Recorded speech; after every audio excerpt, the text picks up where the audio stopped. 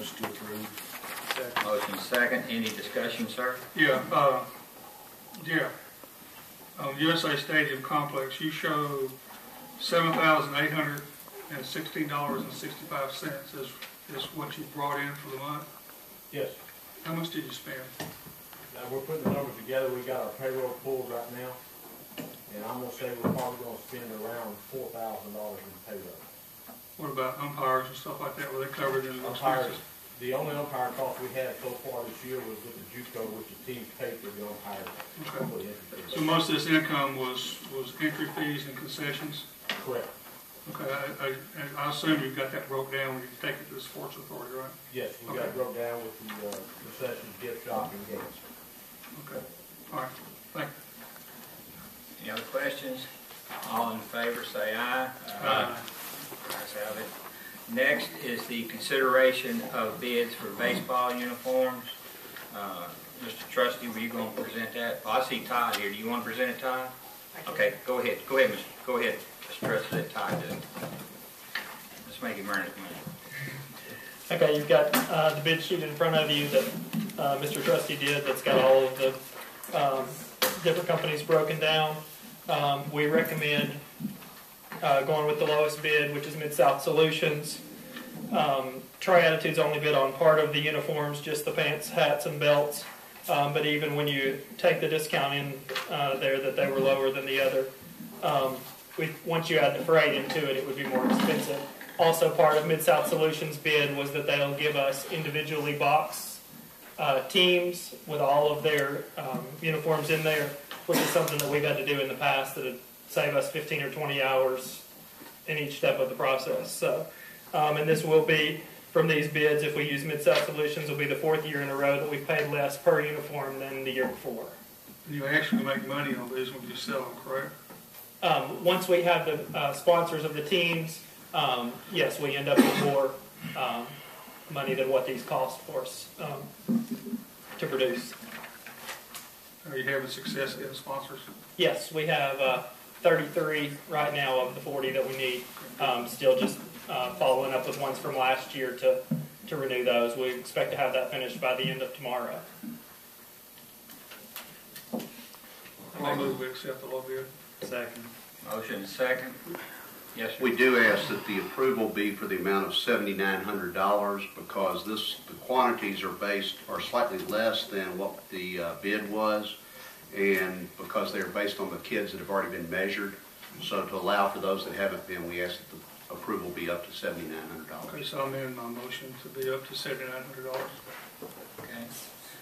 Have a motion second. Any other discussion? Roll call, please. Mr. Barger? Aye. Mr. Brown? Aye. Mr. Carruthers? Aye. Mr. Ford? Aye. Mr. Lowry? Aye. Mr. Pike? Aye. Okay. Next on the agenda is Resolution 8-011, release of letter of credit from George Crossing. Mr. Baskin, will present that.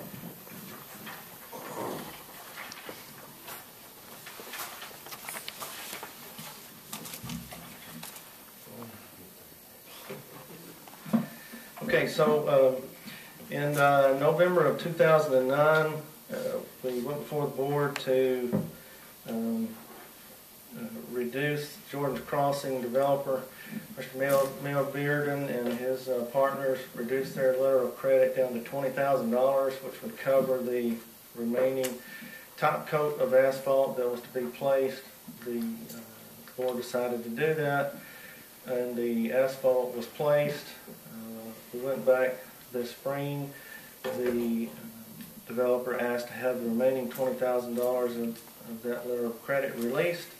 Did an inspection on the subdivision. We found last year that there were some cracks that had developed in the asphalt and a couple of dips in the road on Ship Road.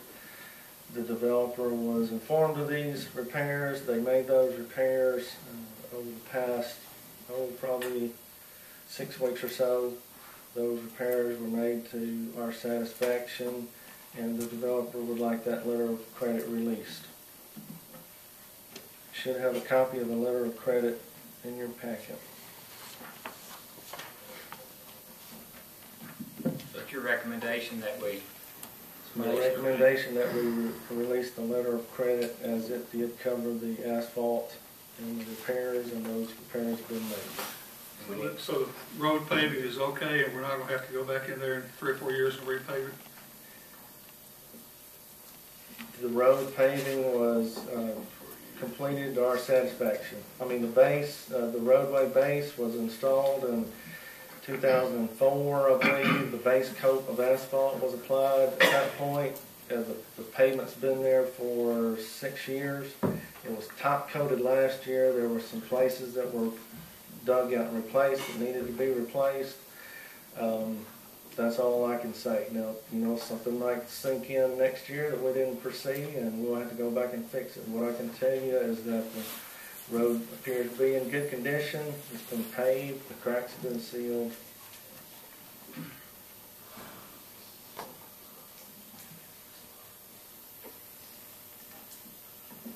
Motion to approve the release. I second.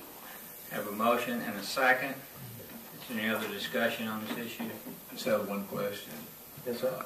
What's the usual length of time that you would give like a warranty on asphalt? Would it be a year, 2 years? It was a year, yes, sir. And actually, if the developer would have requested it sooner, he could have come back in November of 2010 and requested this letter of credit released.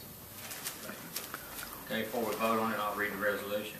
Whereas on June the 11th, 2010, Fidelity National Bank issued an irrevocable letter of credit number 13 in the amount of $20,000 to the City of Millington to secure obligation of Beard and Pepper Stevens LLC to make certain repairs to the asphalt overlay on streets in Jordan's Crossing at Millington, and whereas the developer has completed the work secured by said letter of credit, and the city has inspected the work and determined that it is satisfactory and that the letter of credit may be released. Now therefore be it resolved by the Board of Mayor and Aldermen of the City of Millington, Tennessee, that irrevocable letter of credit number 13 in the amount of $20,000 issued by Fidelity National Bank in favor of the city on June the 11th, 2010 be and the same hereby is released. Be it further resolved that the mayor is authorized to deliver the original irrevocable letter of credit described in this resolution to Fidelity National Bank. No other questions? Roll call. Mr. Barger, Aye. Mr. Brown, Aye. Mr. Carruthers, Aye. Mr. Ford, Aye. Mr. Lowry, Aye. Mr. Pike. Aye. Okay. Next on the agenda is 10-211, contract with MLGW to move utilities for Veterans Parkway.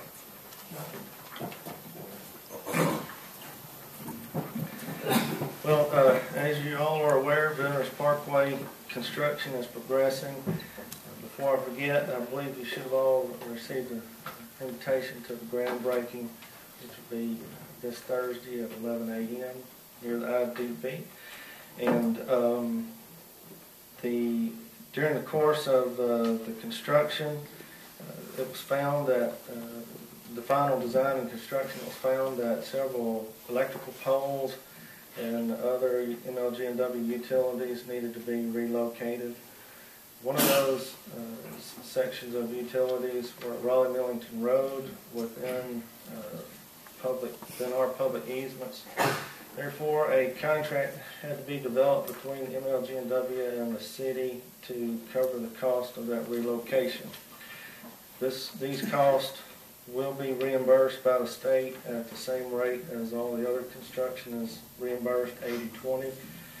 And the contract is for $59,978.25. The contract was reviewed by our city attorney, Ms. Lapidus. We made some changes to that along with MLG&W's attorney and